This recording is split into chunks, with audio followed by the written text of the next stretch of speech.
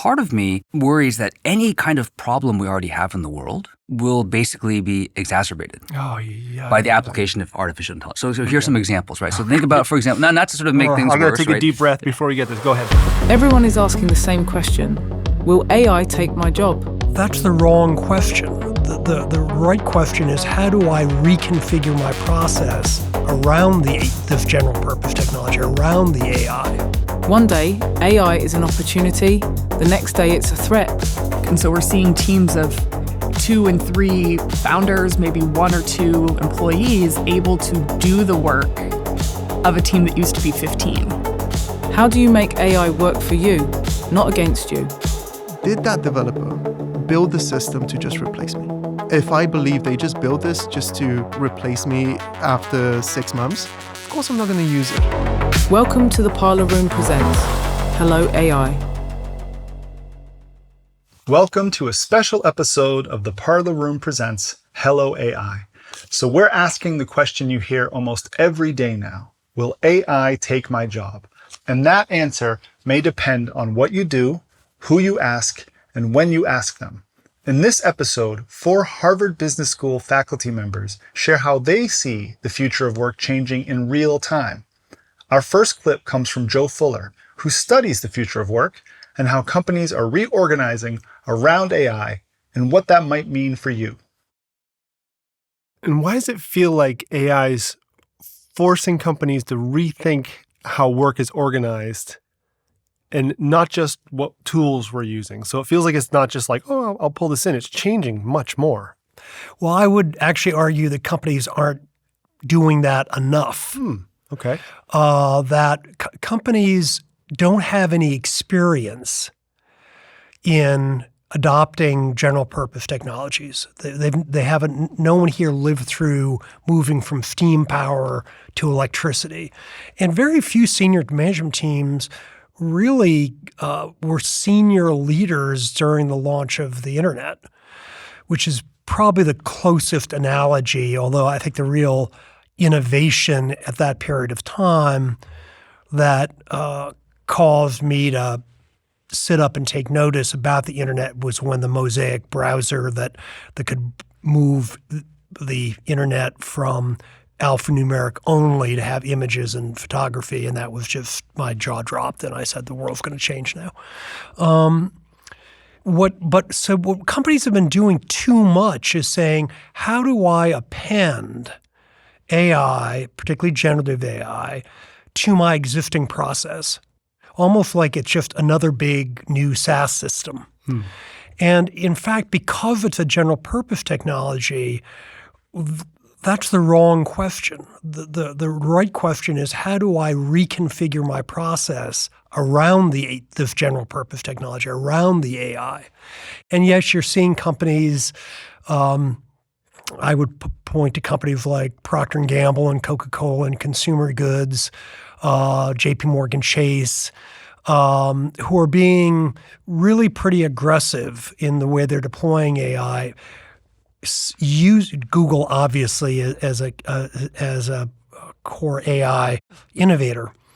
But what those companies are doing is taking very important processes and reconfiguring them around the AI. And that's what this calls for. I think a lot of the numbers we see about the failure of AI experiments are, badly configured experiments fail. You'd be surprised.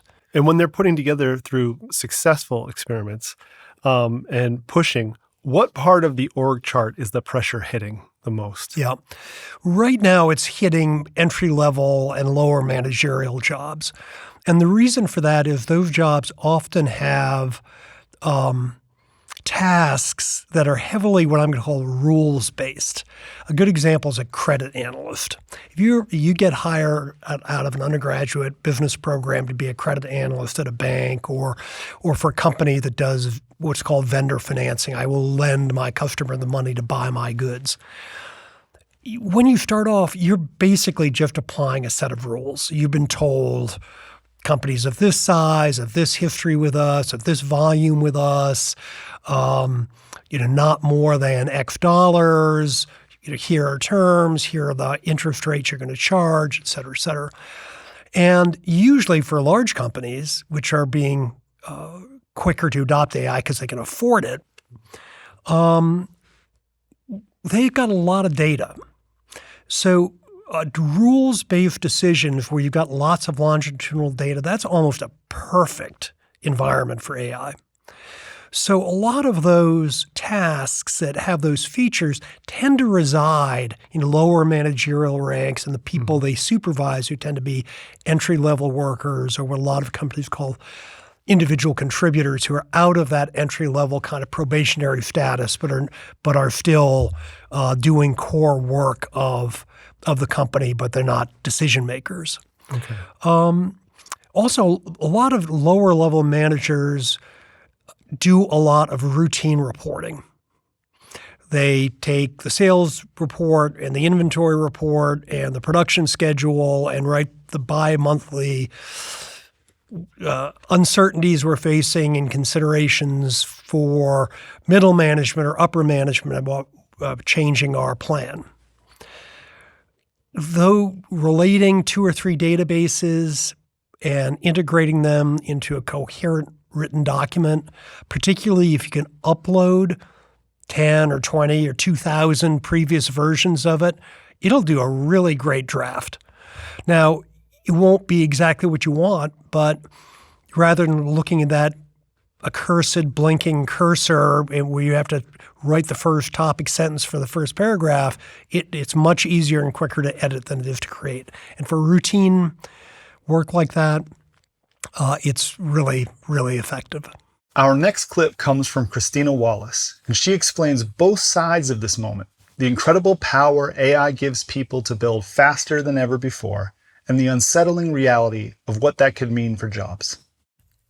About a year ago, Okay. so kind of top of 2025, it became clear that entrepreneurs were using AI, and not just in a getting a better version of Googling something, right? When LLMs first came out and we were all like, oh my gosh, ChatGPT is so powerful. The default usage was sort of like, well, let me just ask ChatGPT instead of doing my Google. And it was good for short-circuiting, research. Of course, you have no idea if you can trust that research, but it allowed you to do things a lot faster than you used to. Write an email, process a set of data, whatever.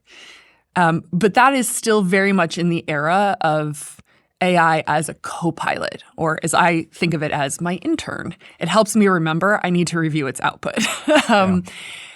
And about a year ago, I started seeing a lot more of this shift toward AI agents, where you're not using it to process information and give it to you so you're making decisions, but instead you're setting up key operating systems in your organization so that the agent takes in the information from some sort of a sensor or input, does something to it that you have defined, and then makes a decision based on the output of that analysis, all without you having to intervene. And it really escalated. I mean, there's the speed of which this adoption occurred within startup world over the course of 2025 was pretty spectacular. If you think about what the adoption curves used to look like for new technologies, to the point where we are now seeing startups that are skipping their seed round of financing, right? They're going out, maybe they're getting a pre-seed. They need a little bit of money to work with, $50,000, $100,000. But that round where they used to go raise the $1 million to hire some people and start building things out, they can skip. Because instead of needing to hire 10 people, they're building 10 agents to do that work. And so we're seeing teams of 2 and 3 founders, maybe 1 or 2 employees able to do the work of a team that used to be 15. And it's been really inspiring, but also slightly terrifying, this pace of adoption, because it requires an eye on what's developing in this technology at the same time as an eye on building your company. And that's a lot to manage and take in as a founder. In our next clip, Iavor Bojinov shares a story from his time at LinkedIn where he helped build an incredibly advanced AI system. But as he explains, building something powerful is only part of the equation. We launched it and no one used it. Besides like the 3 or 4 people that I actually trained up on it. And we waited for sort of a month, no one used it. And this was a bit of a shock to me because, my background is in statistics. We learned how to build methods. We learned how to build AI systems. No one told us that if you build it, they won't come. Yeah. Right? So I was in this mindset that if I build it and if it's good, people are going to come to use it. And so that actually led to a whole stream of research and trying to understand why on earth, if you've got this amazing AI system, this amazing technology that works really, really well, why aren't people using it? Yeah. And so here's the thing. What we found is, and this is going to sound so basic, but it really came down to trust. But trust is a very overloaded word. It means many, many different things. And if you ask people, what do you mean by trust? What exactly does that mean? But what we found is that there's basically 3 dimensions to trust in this setting when it comes to AI. There's trust in the algorithm itself, the model that's being used. And these are things that you can guess, like, is it accurate, right? Does it give you consistent results, right? If I ask it twice, is it going to give me the same thing or is it going to give me something completely different? Is it transparent? Is it fair? Is it biased, right? All of those things around the model, that's one pillar. But it turns out that's actually not enough. There's 2 other dimensions that are actually really, really important. Okay. And this was, we really lived this at LinkedIn because we knew it worked, right? We could show it worked really well. But again, that still wasn't enough. The things that were missing were what I call trust in the developers and trust in the process. Trust in the developers is this idea that, do I trust the people that actually build the system? And there's a number of dimensions of that. The first dimension is, well, did that developer understand my needs and build something that would work for me? Right? And if the answer is no, then why would I use that? They didn't listen to me. They didn't speak to me. They have no idea if it's, me as a user, I have no idea if it's going to work for me. I'm just going to do what I know works. And so at LinkedIn, that was a huge failure because as I said, we worked very closely with a couple of teams. And they knew it worked for them, but everyone else thought, it just works in those special cases. It's not going to work for mine. Mine's really special. You didn't speak to me. You don't understand my needs. It's not going to work for me. Yeah. And so you should, I'm not going to even try to use it. So that's one dimension. The second dimension of this developer that's getting even more important now is, are there any hidden intentions? So for example, did that developer build the system to just replace me? Because if I don't trust the developer and if I believe they just built this just to replace me after 6 months, of course I'm not going to use it. Yeah. Right? But that's very different from, does the model work? So that's the second lever. And then the third lever, which is sort of even more zoomed out, is trust in the process. And here, this is fundamentally about what happens when it goes wrong. Who's responsible? Am I on the hook for this? Or is there someone else that's going to be responsible? Or if I disagree with it, how do I handle that? What is the process for me disagreeing? And so that's why I sort of learned that if you build an AI system, people are probably not going to use it. And if they're not going to use it, it's a failure in trust. And it's usually one of those 3 dimensions. Our final clip features Nien-hê Hsieh. As always, Nien-hê provides both a reality check and a perspective that may become essential for all of us in the coming years. At a very basic level, one could think of artificial intelligence as a kind of multiplier, right? Both in terms of the speed at which things happen, the scale at which they happen, and also the scope in terms of our lives. So part of me worries that any kind of problem we already have in the world will basically be exacerbated by the application of artificial intelligence. So here's some examples, right? So think about, for example, not to sort of make things worse. I'm going to take a deep breath before we get this. Go ahead. But if you think about, for example, something like social media, the malicious use of social media for, say, for example, like misinformation, right? Or that's just compounded, right, by AI, because AI is very good at producing misinformation or deepfakes or the kinds of things that already we worry about can be done much more quickly and more effectively. So that's sort of an example there. Or if we think about the environment, AI uses a lot of energy, right? And so the more that we use AI, in some sense, we're just multiplying the use of energy that sort of raises challenges there, right? And you sort of see the whole thing about data centers, the need for water. So again, just as we grow, that problem is compounded as well. Or if we think about inequality, right? Both in terms of, say, loss of jobs, but also in terms of concentration of ownership of the benefits of AI, that kind of inequality is likely to grow.